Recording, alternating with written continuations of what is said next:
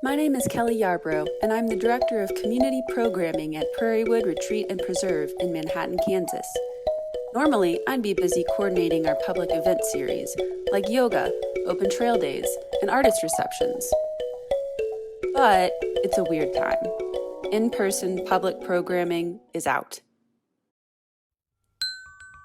But I can't help noticing that some things haven't changed. We still need sunshine and fresh air. We need connection to each other and to places that matter. The Places Between Us is part podcast, part walking tour. Conversations from a distance with artists, poets, educators, and changemakers as they take us on virtual walks through their own special places.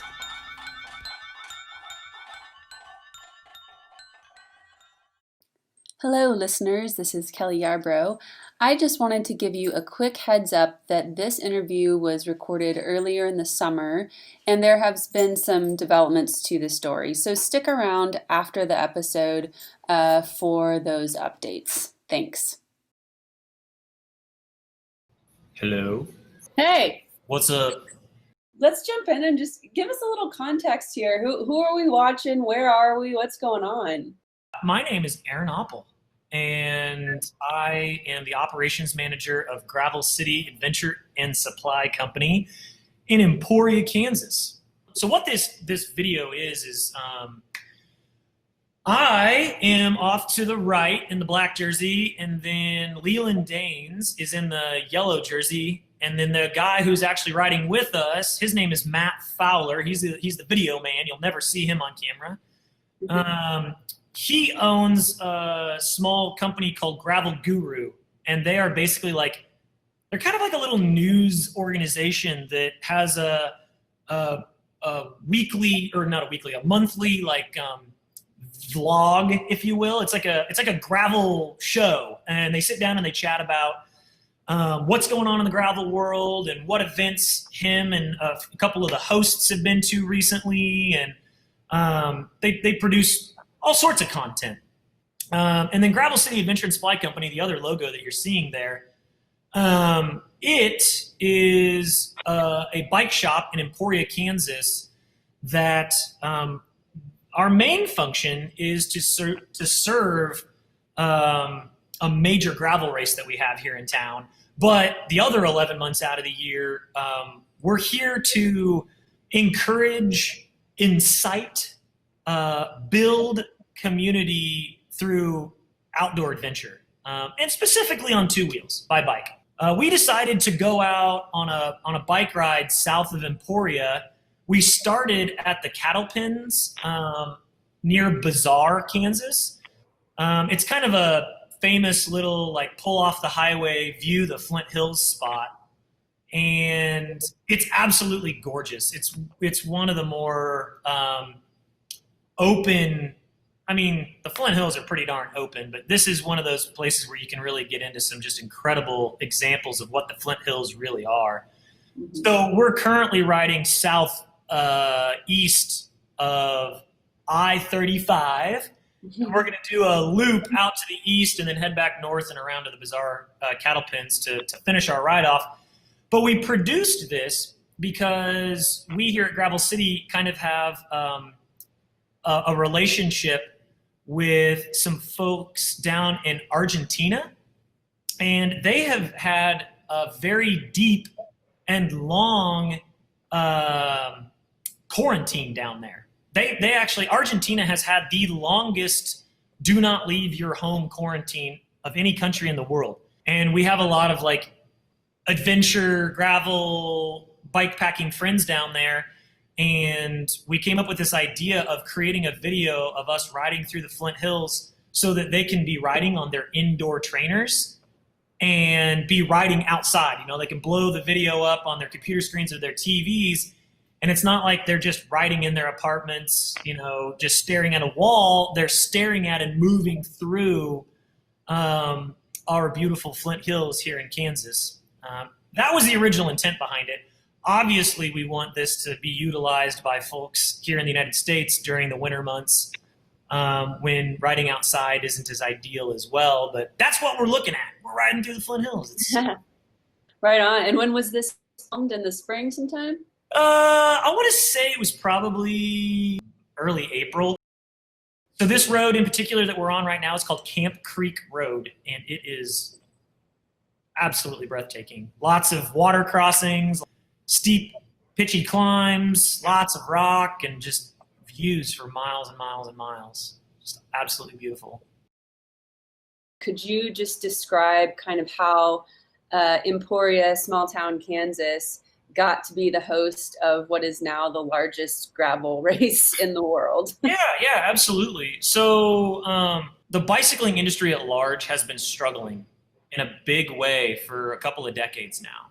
All the while, the engineers and people have been creating cooler and cooler bikes, and more trails are getting created to give people more and more access to really amazing places. Gravel racing or gravel riding has been around for a long time. What ended up happening 15, 16 years ago was a couple of guys, Jim Cummins and Joel Dyke, were like, hey, we should get some dudes together and ride a really fucking long way in the Flint Hills. Because back then, I mean, the Flint Hills have really, garnered a lot of notoriety in the last 15 to 20 years, but it's really picked up big time recently. Mm-hmm. It's always been here, and it's always been beautiful and relatively desolate and untouched by man. But they were like, yeah, we should ride 200 miles in one day on the rugged gravel roads of the Flint Hills. And gravel roads is maybe a kind statement for what we have here in the Flint Hills. You go to a lot of other parts of the country, and they're like, let's go ride gravel roads. And you get out onto them being from this area, and you're like, oh, these are like pebbles, or it's sand. What we have here are rock roads, and there is gravel, and there is dirt, and there is mud. It's an amalgamation of a lot of earth, and it's tough because we don't have big long climbs like you do in maybe some of the mountainous states. But what we have is unrelenting, not flat land, specifically in the Flint Hills. So it's a death by 1,000 hills. You are constantly going up and down. So your legs never get a rest. There's not a lot of coasting. And so that's kind of the dynamic behind why this place is really unique and why it's so tough to ride a bike here. The 200 miles, that's just an absurd distance. Up until that event and those guys getting together with 35 other dudes, 100 miles, like a century ride on a bicycle, was a huge deal. Like, that was the pinnacle of human bicycle, amateur human bicycle events. The 200-mile thing was pretty groundbreaking in and of itself, in a single day. So, yeah, 15 years ago, 35 guys went out and they were like, let's go see if we can ride 200 miles in the unrelenting gravel roads of the Flint Hills. Mind you, at that time, bicycles were not really made to do that. There were certain segments of bicycles that you could kind of cobble together and get something that kind of worked. The closest thing that was probably really durable enough was a mountain bike, or at that time, what was called a cyclocross bike. It was a bike that was made for like off-road circuit racing on like groomed grass and dirt and mud, like not rock roads. Yeah, they did that 15 years ago, and then they decided to do it again next year.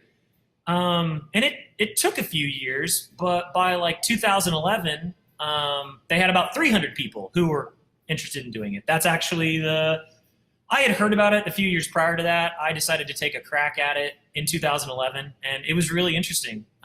300 people was a pretty good number of people for a bike event at that time in history, especially an off-road event. So from 2011 on, it really started to grow. People started to figure out what a unique situation was kind of growing up grassroots here in Emporia. And at that point, you really started to see the proliferation of the idea of gravel riding and gravel racing. Events started springing up everywhere. Gravel events have become like the new 5K. You could find them in pretty much any small Midwestern town now as fundraisers. Just like a pancake feed or a 5K to raise money for, whatever local charity. gravel races are the way to do it now. And so DK, although maybe not the first gravel race or gravel ride, was the one that really started this catalyst into it becoming something that was taken very seriously by endurance athletes all over the place. And it took a little while, but the bicycle industry started to take notice. And now there is a whole incredible segment of product that is dedicated to this off-road, not mountain biking, not road biking, but that kind of middle ground. It's absolutely amazing what has happened. It has created jobs. It has renewed the industry in many respects. The DK got big enough that they were actually able to sell the race a couple of years ago. And so it's now owned by a company that is dedicated to creating life-enriching experiences for people. Lifetime Corporation owns a series of gyms, and they've now started to buy up some gravel races. They own like the Miami Marathon, things like that. And we're starting to see pro bicyclists come to the event now. Sponsorship dollars from around the industry are just kind of flooding in because everybody wants to be a part of this amazing thing. And as much as the Flint Hills play a role in it, and as much as the growth trajectory that was like nurtured by the original owners and the founders of the race, the Emporia community let good Kansas Midwestern small town values shine. Emporia has been just this incredible light inside of the cycling industry where it has embraced and taken this idea of this race and allowed it to proliferate inside of its city limits. And it has been so welcoming and such a huge part of why the event has become what it has become. The people of Emporia are the heart of it. Oh, that is such a cool story. That said, I know there was some more recent information that you wanted to clue me into. Tell me what's going on in Emporia right now. There is a lot of drama down here right now, inappropriate drama, in my opinion. One of the founders of the race made some really insensitive comments and got himself fired, which also led into another drama that unfolded earlier this year around the name of the race. The name of the race is the Dirty Kanza, and there are some native indigenous people that are livid about that, and they're asking for the name to be changed. Before white settlement, before westward expansion, there was an amazing indigenous race of people who lived here that were part of the Kaw Nation. And Kanza is absolutely a function of those original indigenous people. So it's going to happen. The name's going to change. They have not selected a new name, but they are in the process of figuring that out. With it being the biggest gravel race literally in the entire world, they don't want to make a rash decision. They want to make sure that it's something that pays homage to what the race was founded upon, but try to avoid offending people. Right. So, that's a lot. Yeah, and amongst a pandemic and some other stuff, yeah, it's been an interesting time.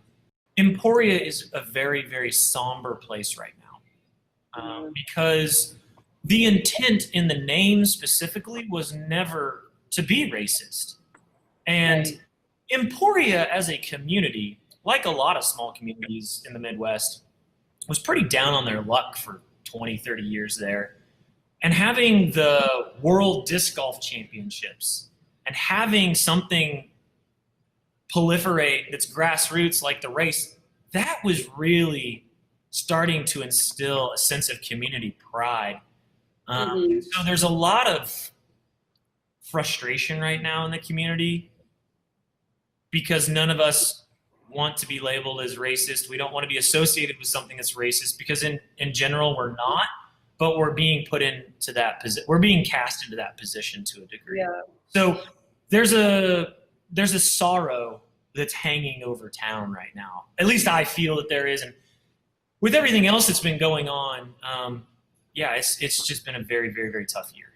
This is really interesting. I mean, I would kind of love to hear more about, from a small town perspective, how you're encountering and wrestling with these ideas of racism and Sure. and perception and self-perception too. I'm only one man inside of the experience. I can't necessarily speak for Emporia at large, because there's obviously a diversity, just like there is in any town, of people's opinions.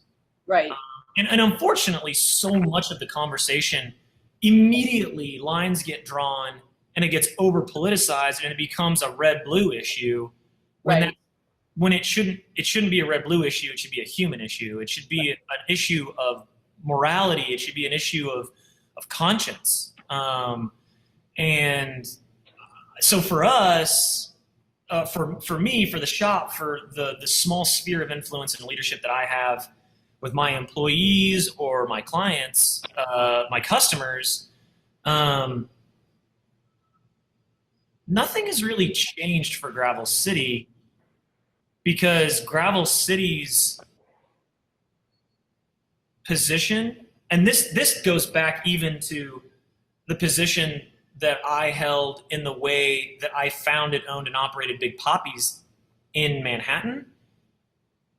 Part of our our motto was fast or slow, young or old, a peddler's paradise for all. Like, that was a very deliberate statement, because bicycling in general is a pretty elitist sport. Mm-hmm. A lot of white people, you generally have money, and there was a lot of nose in the air attitude around bikes and bike shops for many, many decades. And I feel like Big Poppies 10 plus years ago was really trying to cut a path to make it accessible to people in a less snobby way. Mm-hmm. And now here we are, we're coming full circle, and the big discussion inside of the bicycle industry is how can we make it more inclusive? And the way that you make it more inclusive is you make it less snobby and you make it less nose in the air and elitist. So there's a scene in High Fidelity. John Cusack owns a record store, and Jack Black plays a character, and he won't sell a record to this guy. And there was a guy in the shop after Jack Black goes through this whole scene of being kind of this elitist record, music hi-fi snob. And this guy is like, you guys sit in here and you hold your knowledge about music over people's heads like assholes. I have felt that about the bicycle industry for 10 to 15 years and tried to change it, not vocally out there on the social media sphere, but in the sphere that I had influence over, which was the shops that I own or I manage, or the community that I help build. So the fact that this is all coming around again, and I was trying to hold that torch 10 years ago, is kind of a breath of fresh air. And I love seeing some of the things that are being discussed, because we're all gearheads, we're all passionate about the racing, but bicycling is so much more than that. Acknowledging that you are, as you said, one perspective in this community, can you speak a little bit more about how Emporia is perceiving this issue and handling it? There should be an opportunity for education and empathy for what we've inadvertently been doing. That's really where the focus should be. That doesn't discount the fact that there is a lot of pride and emotion tied up in something that we thought we were doing that was really, really good for the world at large. Right. And maybe that's a misstatement. We thought we were doing good we were doing good. We are doing good for the world. The DK has changed lives over the last 15 years. And that's one thing that I think gets kind of muddied inside of all of this. Yeah. It's hard for you to see that when you have to put that to the side and rightly place those emotions kind of on the shelf for a second, to continue to try to drive positive change. My hope is what Gravel City can do inside of that is keep putting on the smaller events that we do for this community, but help build or help be a leader in rebuilding the pride in the fact that we have been doing something that's good, and we're going through a rough patch right now. But where do we honestly learn the most? It's not in success. You know, success is this like euphoric feeling and you're like, ooh, I want to do that again. But you don't think deeply on the things that necessarily drove you to that success because you get so caught up in the rush of it all. Pain, you dissect. You dissect pain because you don't want pain to happen again. So you don't just brush over the fact that it's pain. You look deeply at each detail and you figure out the core things that cause that pain. I think that that's where we're at right now. We're dissecting pain and we're trying to figure out how to learn from that and then come back stronger in that. That's a really good answer to that. And that's very honest. Like that's where you're at. So I think that's one of the most important things right now is all of us just realizing and looking at where we're at. We're all in process of something, looking to something better. But we have to be honest about our starting points. So yeah, I felt a lot of pressure to like make statements socially. I mean, that's what social media drives us towards. And there's a lot of people out there like really putting pressure on people to make statements socially. Yeah.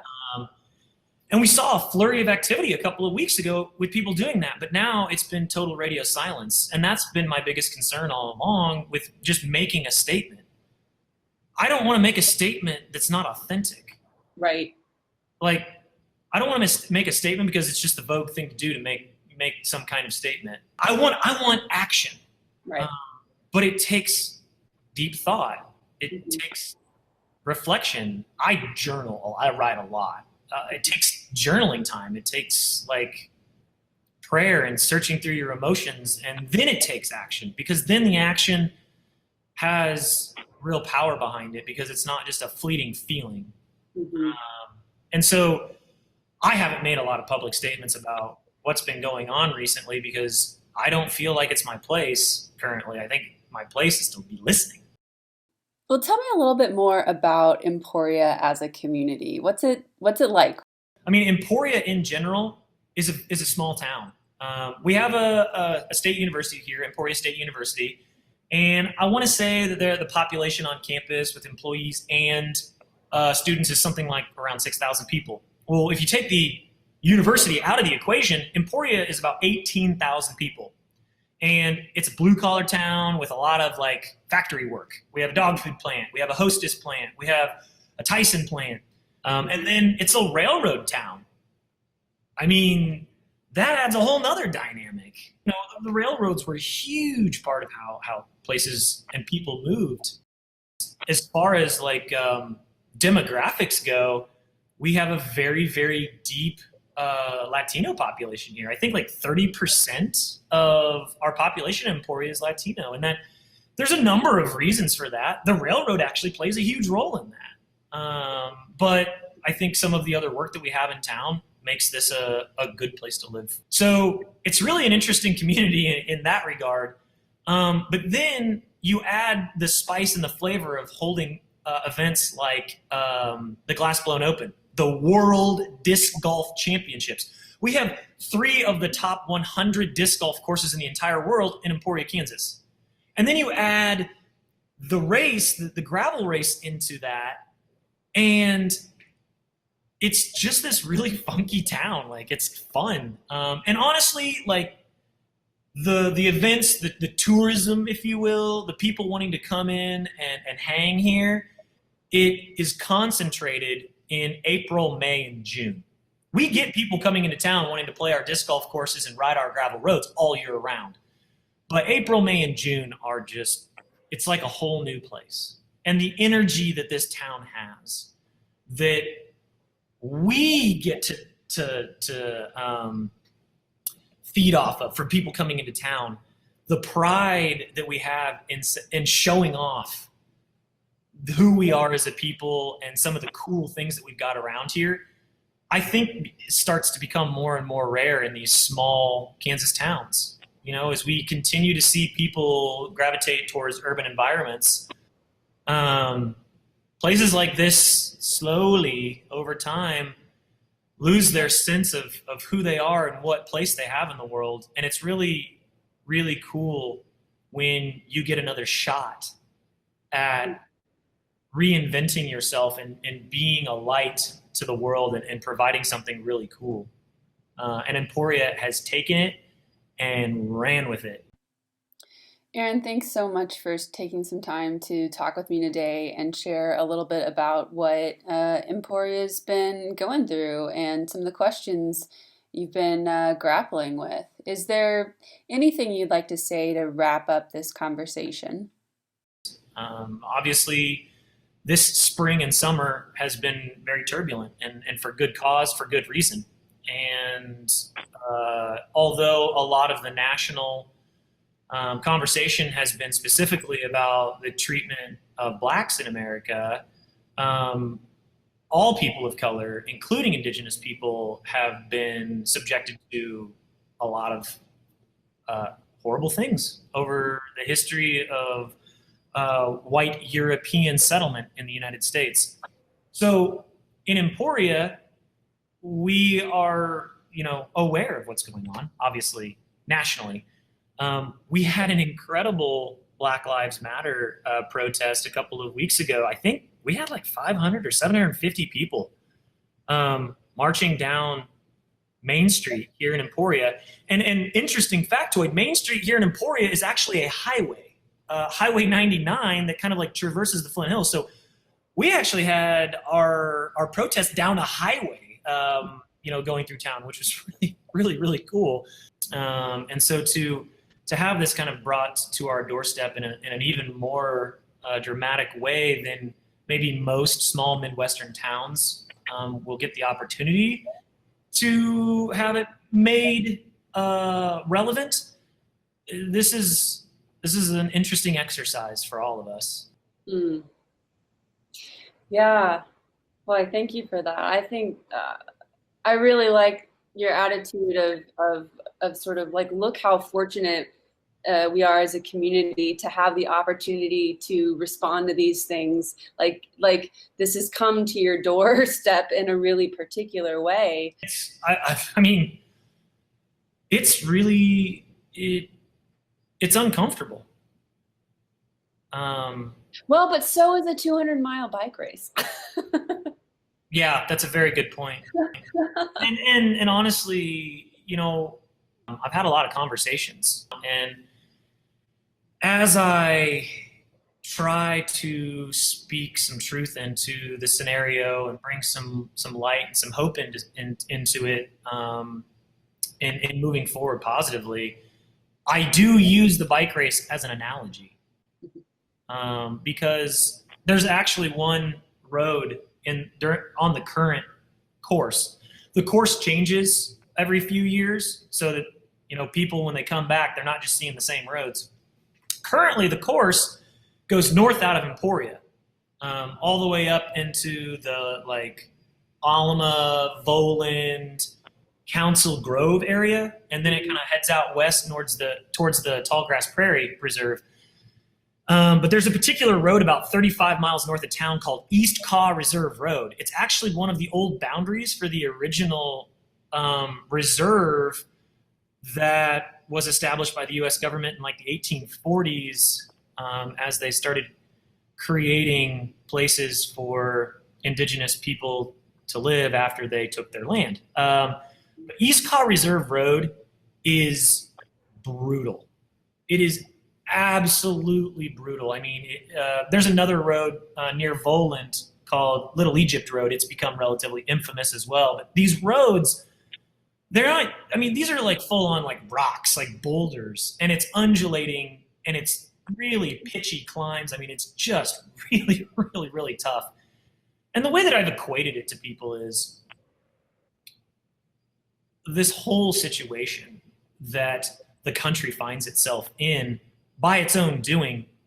If you look at it on the scale of a 200-mile bike race, we're on East Caw Reserve Road right now.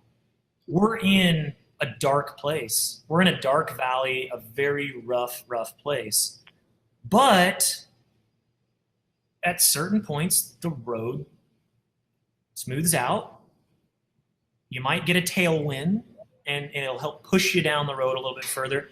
But the progress is coming, but you got to work really hard and put your head down, and we have to be physically tough in a race scenario. You have to be mentally and emotionally tough in a race scenario. I think all of those analogies transfer over pretty seamlessly for us in our current climate right now as well. Hey y'all, this is Kelly with a quick update to this episode. This interview was done back in June of 2020, and there have been some developments to this story since it was recorded. A team from the Dirty Kanza gravel race did go down to the Kaw Nation in Oklahoma to visit with the tribal council about this issue of the name change. And they state on their website that it was a productive, very educational meeting, but that in the end, the Kaw Nation did request that their name be removed entirely from association with the gravel race. So as it stands now, there has not yet been a new name decided on for the gravel race, but that will come very soon. So if you want to stay updated on this, check out the website for the race, which is still dirtykanza.com. I can only assume that URL will also change. Thanks for listening. Bye.